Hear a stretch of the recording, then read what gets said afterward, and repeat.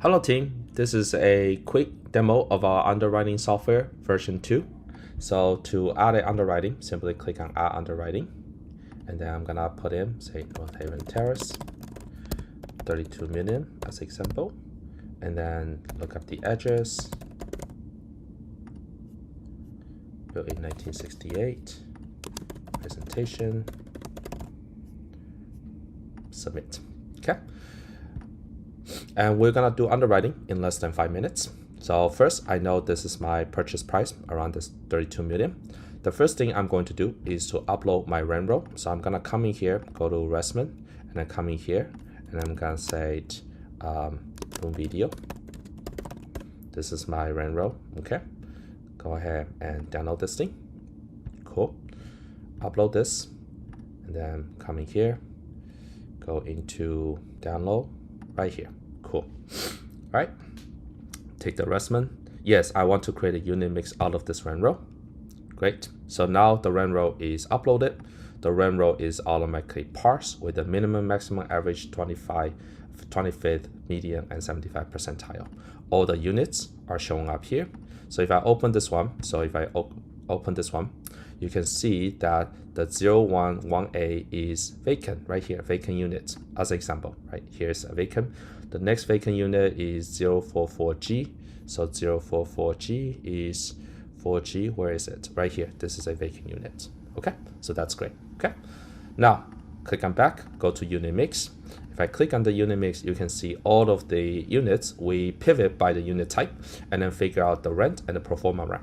The way we do it is the rent, we're using the median or the market rent. The pro forma rent, we're actually using the highest rent of that pivot table. Okay, so this is automatically calculated for you with a split second. Now, if you're using your own software, you could technically just copy this whole column to your spreadsheet and just paste in your spreadsheet and you move on with your day. But you can also use this software to calculate your underwriting directly. So now let me go to closing costs, click on the closing costs. So the mortgage fee, let me do say mortgage fee is say 0.25. Actually, this is 0.25% of the loan amount of the sell price. Actually, of the sell price, the origination fee is 1% of the loan amount. So you can do an absolute value, you can do a percentage value as well. The mortgage fee, let's say this mortgage fee is a $50,000 flat fee as example. Okay, go ahead and save it. Go to CapEx. CapEx is your business plan.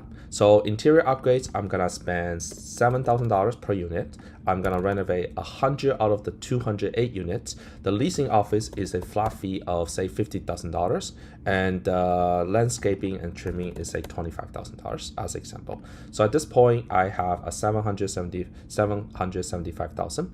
In fact, I don't think 100 units is gonna do it, so I'm gonna do 150 units. So at this point, it's 1.12 million. Okay, go into finance, click into the finance. Now 1.12 million is the unfinanced rehab, so I'm gonna make $500,000 of that to be finance rehab. Okay, and then scroll down, you see interest only, Okay, let me make the interest rate 6.5. Actually, keep it maybe 5.75. Okay, this is obviously this is just an example. The interest rate might be higher. I just want to show the IRR. Okay, IRR is way too high right now. Okay, so there's some. Well, the IRR is way too high because we don't even have so if I look at the modeling right now, you can see we calculate the potential rent, but we have not calculated the T12 and the T3 total income, right? We only project out the income. So if I click on here, these are the we just assume a 3% growth, but we don't have historical data. We also don't have historical expenses, and that's where T12 comes in. With T12, let me go in here, and then let me go into the T12. Okay, so let me go into T12, and then go into Resman, and I'm gonna download this one. So I'm gonna do loan video like that. Okay, loan video, and I'm gonna download this thing. Download. Okay, great. Upload this T12. Okay. This is my T12. Yeah, T12. And then T12, let me open up this T12 just so you can see it. Okay, this T12, save. And then we upload the T12, we automatically parse it using AI. Now, if I come to income, you can see that this is just got uploaded, this one. Okay, cool. You can see now if I look at the T12 and pro forma, the income for November 2022 is this is total income 273,982. Right here, 273 273 982.7, which is 983. Okay, and then November 267 993, 267 993. That's awesome. And then October is 311941. So if I scroll all the way, 311941, perfect. You can see this is my other income. So pest control recoveries. If I scroll down here, we break it down. The total should be 11497. 11497, bingo. Okay, so the total income should be 233, and the total income should be 233. So we are taking this spreadsheet and we are parsing it. Okay, basically in less than 2 seconds. Okay, right. So now at this point you have the net rental income, other income, and then you have some growth trajectory. We put the economic vacancy as 12%. You can put it 10%. You can put it whatever, or you can say, economic vacancy, just to be clear, is an abstract word. Technically, it consists of all those things. So you can also further break it out. So, for example, if I don't know that this is 12%, I only know that general vacancy is say 5%, the loss to lease is 5%, and the bad debt is 1%. So it adds up to 11%. You can also do it that way. Okay, makes sense. Now go to expenses. The T12 also generates the expenses for you. So if you click on T12, you can see the contract services. If I come down to this one, contract services. Where is my contract services? There should be about 18,000. Now 18,000 right there. Now you might notice that there is actually something really cool happening. So for example, turnover costs and grants, they are technically not showing up here, but we actually use ChatGPT to classify these categories into repairs and maintenance. So the first time they did it, we couldn't find it, and then we'll ask ChatGPT, hey, if these are the predefined categories, where do turnover costs and grants belong to? Okay, where does utilities belong to? And then we'll automatically classify them. So that is really, really cool. Okay, now these are the pro forma expenses. So I'm going to say the property management, instead of this fixed number, I'm going to say it's actually percent of the total income. So let me do say 3% of the total income. Bingo. Okay, very good. All right, so at this point, in less than 5 minutes, I basically have my underwriting. So now my modeling looks like this. This is my total income, and then at the top you can see the exit value is 47. The loan amount is this one. DSCR is 1.88. This is actually not a percentage. It's X, 1.88x. We'll fix that. 20% IRR. This is a good deal. Why is it a good deal? Because we purchased this technically a year ago, and so that's why obviously at this point with the current NOI, it's a really, really good deal. 83% total return, right? So all of that, the entry cap rate is 7.1, which is really hard to find, and then the reversion cap rate, we use 5% reversion cap rate. Now obviously, if you say let me change this reversion cap rate to 6%, and then go ahead and save it, the reversion cap rate changes to 6%, and the total return drops all the way down to 33%. So you can play with these numbers, right?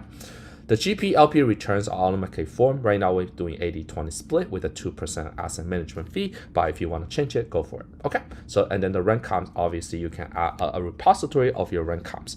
In the future, the rent comps will be crowdsourcing, meaning that we will look at all the people that put in their rent comps, and then we will average them, take out some outliers, and then we will be a source of data for people to compare the rents within the area. So that will be really cool. All right, so thank you for watching this really quick demo into underwriting. We have made significant progress since last time, and I'm really excited because the goal is to reduce underwriting from a tedious 1-hour task down to a less than 5 minutes or even 10 minutes of task. Because the most important thing is you can upload the rent roll and you can upload the T12, and we automatically parse it, and even the expenses, the income, and the variety of factors. It's just a few clicks to get to your underwriting.